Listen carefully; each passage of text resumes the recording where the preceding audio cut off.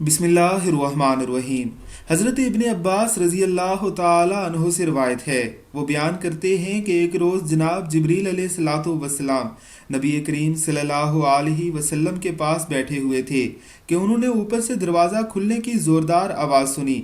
अपना सर उठाया और नबी करीम सल्लल्लाहु अलैहि वसल्लम को बताया कि यह आसमान के दरवाजे में से एक दरवाज़ा है जो आज से पहले कभी नहीं खुला।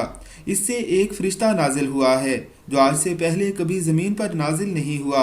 इसने आप अलैहिस्सलातु वस्सलाम की खिदमत में सलाम अर्ज़ किया है और कहा है कि आप सल्लल्लाहु अलैहि वसल्लम को दो नूर मुबारक हों। आपसे पहले ये नूर किसी नबी को अता नहीं किए गए। वो ये हैं सूरह फातिहा और सूरह बकरा की आखिरी दो आयात। मज़ीद फरमाया कि जो शख्स ये दो आयात पढ़ेगा उसे उसकी मांगी हुई चीज़ ज़रूर दी जाएगी। अल्लाह रब्बुल इज़्ज़त की ज़ात हम सबको इसकी तौफीक अता फरमाए। आमीन सुम आमीन।